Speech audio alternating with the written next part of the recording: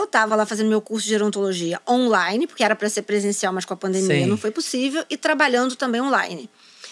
E aí, sem poder sair de casa, aquela loucura, todo mundo preso, né, da pandemia. E as minhas amigas no WhatsApp dizendo, alguém tem alguma dica de livro leve para escrever? Alguém tem um livro leve e tal? E as pessoas passando dicas e tal. E eu falei, tá aí. Isso que eu vou fazer agora. Meu primeiro livro foi meio drama, uma coisa meio de reflexão, de escolhas, né, que as escolhas têm consequências e tal. Agora não, quero fazer um livro leve. Um livro que pudesse ser indicado para as pessoas relaxarem, se divertirem. Mas eu não tive uma ideia, né? Eu não estava tendo uma ideia. Eu fiquei pensando, o que eu vou escrever? Porque pra mim a inspiração é como uma coisa que vem assim, sabe? Não é uma coisa que é uma ideia que você constrói. A sensação que eu tenho como escritora é que aquela ideia, aquela história já existe, esperando ser contada, você precisa acessar ela. Eu sentei um sábado de tarde, era mais ou menos umas 5 da tarde, não tinha ninguém na minha casa. Eu sentei com o laptop no meu colo, no sofá da sala. Me lembro como se fosse hoje. E falei, meu Deus, me dá uma inspiração. Eu quero uma inspiração sobre o que eu posso escrever. E meu telefone começou a tocar, meu celular. E era uma amiga. E eu olhei e falei, não vou atender, porque agora eu preciso da minha inspiração.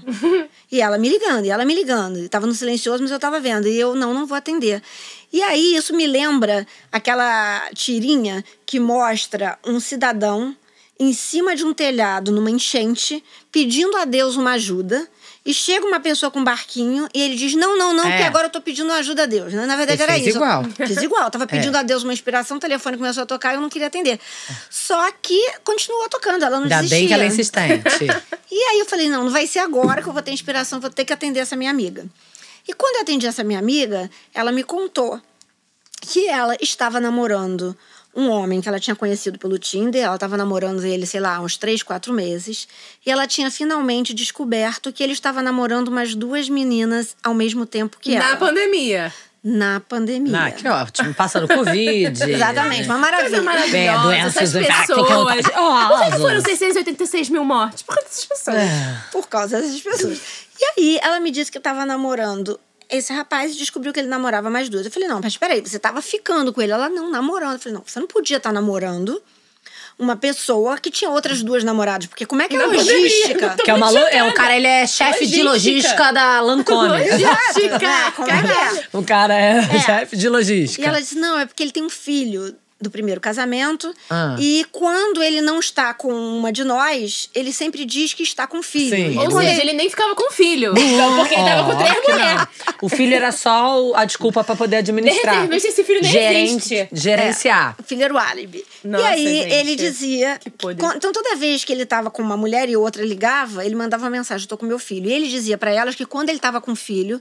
ele se sentia culpado por estar separado e não poder estar o tempo todo com o filho. Então, quando ele estava com o filho, ele tinha que dar dedicação exclusiva e não atendia celular. Ótima desculpa pros ouvintes. E aí, não me lembro mais o detalhe de como ela descobriu. E ela tava te ligando pra desabafar. Pra desabafar e dizendo que ela tinha descoberto coisas sórdidas a respeito dele. Porque ela tinha 50 anos de idade. E as outras eram de idades menores, né? Ela era mais velha, ela era mais velha das 3 mulheres. Sabe aquela coisa? Ela tinha um amigo em comum com ele, que depois ela descobriu, e esse amigo contou pra ela que ele falava que ela era uma perda de tempo, porque ela era 50 anos e o aplicativo tinha várias mulheres de 30 e 40, que ele só tinha dado match nela, porque ela tinha sido a primeira que ele tinha encontrado no aplicativo, mas que não fazia sentido, que ela tinha uma flacidez embaixo do pescoço, esse tipo de coisa. E ela é bonita, ela é linda. Oi, fulano, se você aparecer, se você tiver culhão pra aparecer, a gente tem um negocinho pra resolver com você. Elisa Matsunaga, né? Elisa Matsunaga tá saindo da cadeia pra... Isso. E aí, como Vai pagar um lugarzinho. Vou te apresentar uma mulher.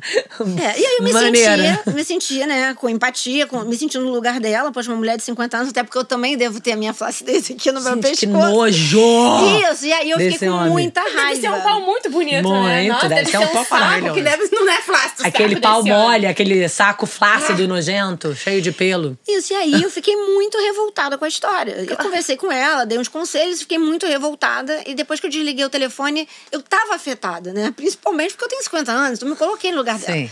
Tava afetada com aquilo. aquilo. E você frequentava o Tinder?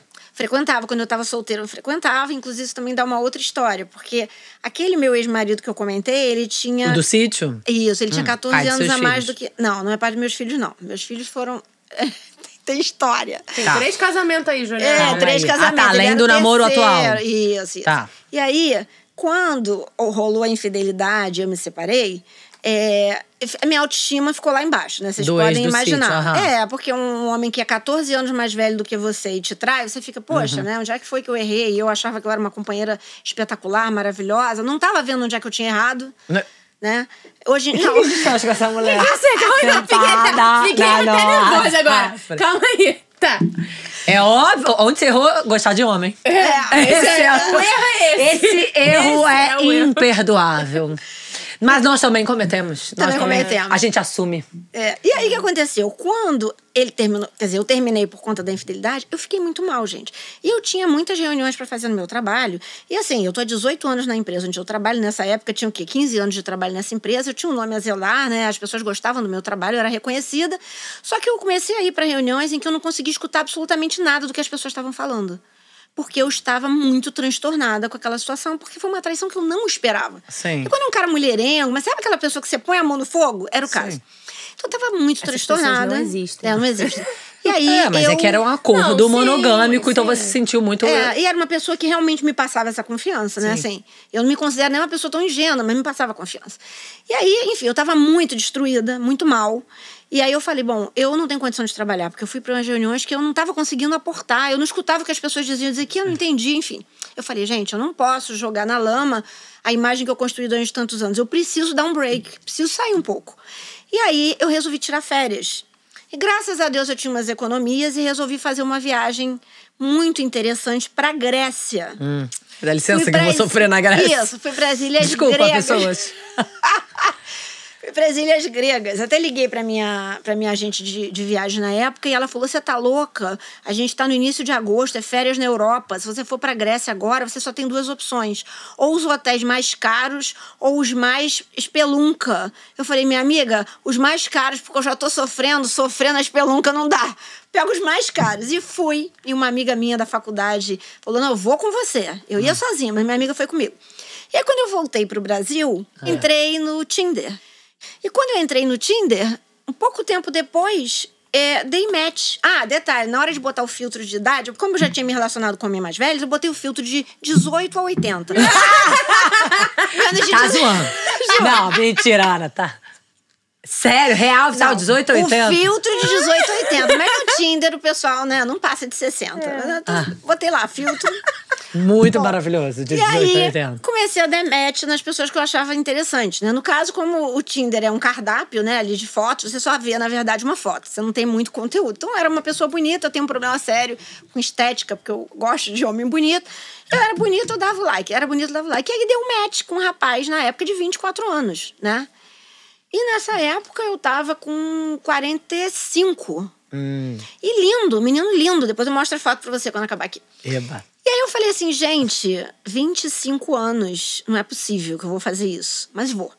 E aí resolvi sair com ele. Mas eu pensei assim, ele vai sair comigo 1, 2, 3 vezes e depois não vai sair mais. E a sua idade estava lá? Minha idade estava lá. Minhas fotos reais também, né? Porque tem pessoas que botam fotos reais. Né? Eu não conheço, eu nunca entrei em aplicativos de relacionamento. É muito interessante. Uma experiência sociológica imperdível. Imagino, eu sou louca pra fuxicar essa experiência. Isso. E aí eu falei, ele vai sair comigo 2, 3 vezes, depois nunca mais vai me chamar pra sair. Porque eu tenho 45 anos, é natural que ele vá procurar depois as meninas da idade dele. Ficamos 4 anos namorando. Foi incrível. Chupa, velhote, dono do sítio. Pamucho. Tenta direito, garota.